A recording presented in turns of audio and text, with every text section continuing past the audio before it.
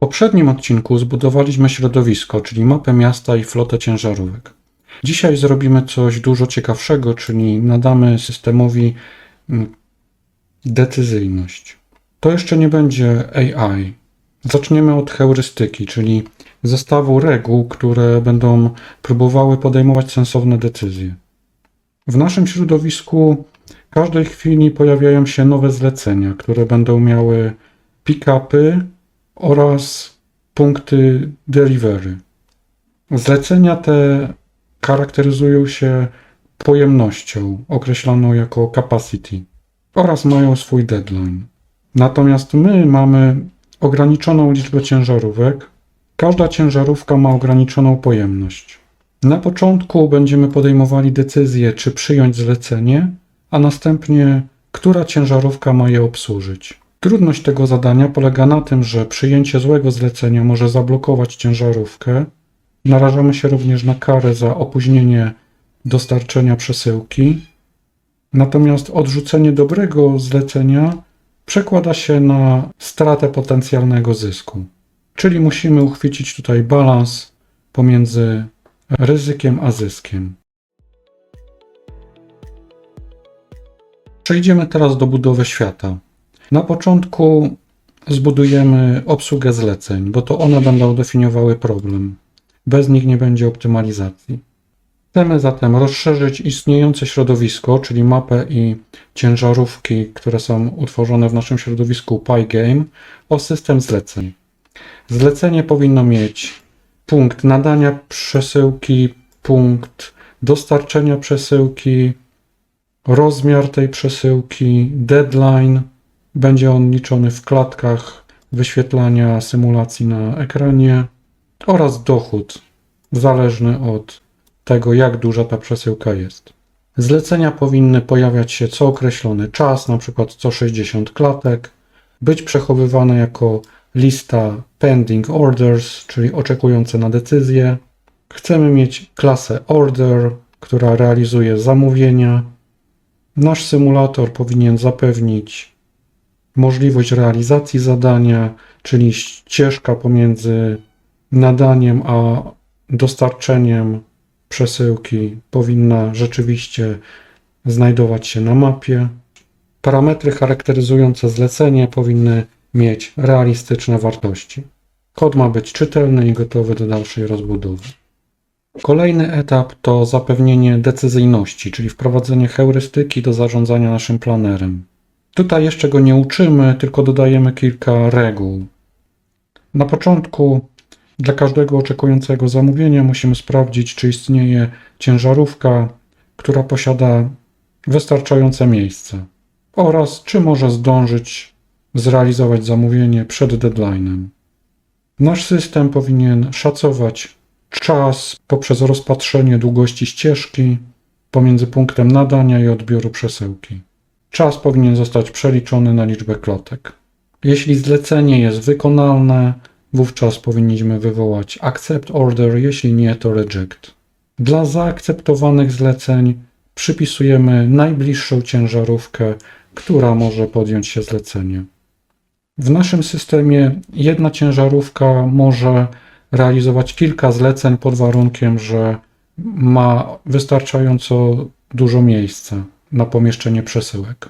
Wówczas nadajemy priorytety. Najpierw wolne ciężarówki mają przyjąć zlecenie, a potem te, które już jakieś realizują. Kolejny prompt ma za zadanie dodanie systemu ekonomii do naszego symulatora. Czyli dla każdego zlecenia dodajemy przychód, który ma zależeć od rozmiaru przesyłki, koszt dojazdu uzależniony od dystansu liczonego w przeliczeniu za każdy metr pokonany w drodze. System powinien przyznawać nam bonus za dostawę przed deadline'em oraz karę za spóźnienie. Kara powinna być liczona za każdą klatkę wyświetlaną na ekranie, która jest po terminie. Globalne metryki szacujące nasz system to całkowity zysk, przesyłki dostarczone na czas oraz te spóźnione. Dodajemy tutaj rolling window, czyli będziemy liczyli te metryki za ostatnie 10 zleceń, gdzie policzymy średni profit oraz procent dostarczonych przesyłek na czyn.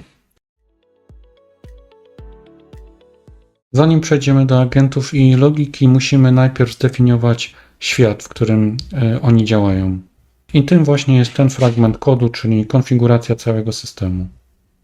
Zamiast hardkodować wartości w kodzie, będziemy trzymali się takiego podejścia, że wszystko chcemy mieć w jednym miejscu. Dzięki temu będziemy mogli łatwo eksperymentować, zmieniać zachowania systemu, czy też testować różne scenariusze. Cała symulacja opiera się na realnej mapie. Korzystamy tutaj z danych OpenStreetMap, więc nie jest to sztuczna siatka, tylko prawdziwe miasto. Można by tutaj wstawić dowolne miasto na świecie. Tutaj definiujemy flotę, czyli ile mamy ciężarówek, jaką mają pojemność, a przyjmujemy, że liczba ciężarówek to 5. W tym miejscu definiujemy zlecenia. Zlecenia pojawiają się w czasie co 60 klatek. Każde zlecenie będzie miało swój deadline, czyli ile czasu mamy na jego realizację. Zlecenia mają również wielkość, czyli wymagają różnej przestrzeni w ciężarówce. Tutaj mamy ważny parametr, ponieważ on określa, ile czasu będzie czekał dostawca po deadline'ie na odbiór przesyłki.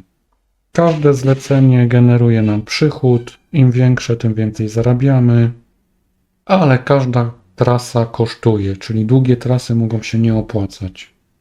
Jeżeli uda nam się zrealizować przesyłkę przed czasem, system premiuje takie szybkie działanie i dostajemy dodatkowy bonus. Za każdą klatkę, która jest wyświetlana na ekranie, która jest już po terminie, dostajemy karę za opóźnienie przesyłki. W tym miejscu definiujemy zachowanie naszych agentów. Planer oraz agent, który przeszkadza w dostarczaniu przesyłek. Ważne jest tutaj, że agenci nie działają w każdej klatce. Podejmują one decyzje co pewien czas. Czyli nasza heurystyka, czy potem nasza sztuczna inteligencja będzie działała w trybie podejmowania decyzji co pewien czas, a nie ciągłego sterowania.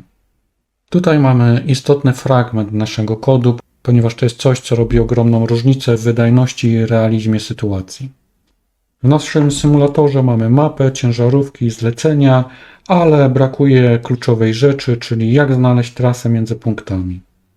I ta funkcja odpowiada za jedną z najważniejszych rzeczy w całym systemie, czyli wyznaczenie trasy pojazdu. Dzieje się to cały czas w dynamicznym środowisku, gdzie drogi mogą być blokowane. Do tej funkcji przekazujemy zbiór zablokowanych dróg, co zmienia nam dostępność grafu. Na początku tworzymy tutaj kopię grafu, a następnie modyfikujemy go w zależności od sytuacji. Usuwamy krawędzie, które są aktualnie zablokowane. Czyli dla algorytmu zablokowana droga przestaje istnieć. I to właśnie symuluje nam zamknięcie ulic. Zapewniamy tutaj sytuację, aby nasz cache nie rósł w nieskończoność, dlatego czyścimy go, gdy robi się za duży. Taki kompromis między pamięcią a wydajnością. Bardzo istotna jest ta funkcja, ponieważ tutaj korzystamy z algorytmu najkrótszej ścieżki. W ten sposób optymalizujemy długość trasy. Czyli ciężarówki wybierają najkrótszą możliwą drogę, uwzględniając blokady. Teraz chciałbym Wam pokazać mechanizm generowania zlecenia. Do tej pory zakładaliśmy, że zlecenie po prostu się pojawia, ale w rzeczywistości to nie jest takie proste, bo moglibyśmy wygenerować zlecenie, którego nie da się wykonać. I tutaj mamy funkcję, która generuje nowe zlecenie z gwarancją, że istnieje trasa do realizacji i że nie tworzymy niemożliwych do rozwiązania problemów. Każde zlecenie dostaje tutaj unikalny identyfikator, dzięki temu będziemy mogli je śledzić w systemie. Co jest istotne, to nie bierzemy pierwszej lepszej pary punktów. Próbujemy do 100 razy znaleźć sensowne zlecenie, gdzie w każdym podejściu szukamy punktu odbioru oraz punktu dostawy.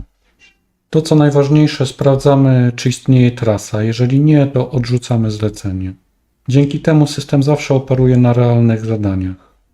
Dodatkowo każde zlecenie ma różny rozmiar. różną długość trasy, co potem przekłada się na oszacowanie trudności zlecenia. Na koniec wyliczamy deadline. Deadline jest względny, bo zależy od aktualnego czasu.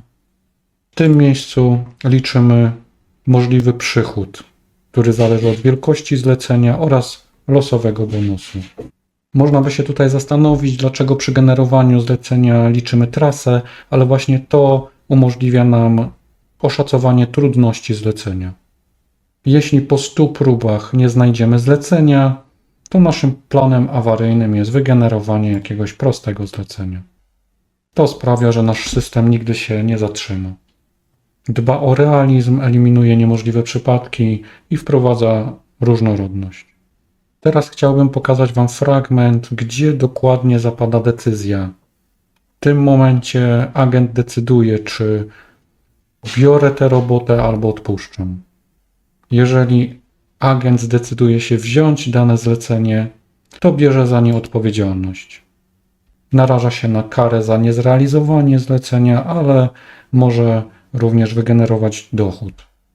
Po przyjęciu zlecenia oznaczamy je jako aktywne i dodajemy je do listy zleceń do realizacji. Następnie usuwamy je z kolejki oczekujących. Planer może również odrzucić zlecenie i to jest często bardzo dobra decyzja. Wówczas zlecenie po prostu znika z systemu. Takie odrzucone zlecenie nie daje zysku, ale też nie daje kary. Tutaj mamy serce całego systemu. Do tej pory mamy zlecenia, mamy ciężarówki, ale to jeszcze nic nie robi. Brakuje elementu opisującego, kto co robi. Dispatch to jest właśnie proces przypisywania zleceń do ciężarówek, czyli kto jedzie, gdzie i po co. Na początku musimy przefiltrować zlecenia na niezakończone, nieanulowane i nieprzypisane, czyli tylko te, które naprawdę wymagają decyzji. Następnie sprawdzamy, czy zlecenie jest wykonalne. Musimy to sprawdzić, bo sytuacja w każdej chwili mogła się zmienić. Jeśli jest niewykonalne, od razu je odrzucamy. W tym fragmencie kodu dokonujemy wyboru ciężarówki. Tutaj dzieje się najważniejsza decyzja naszej heurystyki, czyli sortujemy ciężarówki według dwóch kryteriów. Najpierw bierzemy te, które nic nie robią, potem te, które mają najwięcej wolnego miejsca. To jest prosta, ale dość skuteczna heurystyka. Jeśli znajdziemy odpowiednią ciężarówkę, wówczas przepisujemy zlecenie. I od razu planujemy kolejny ruch.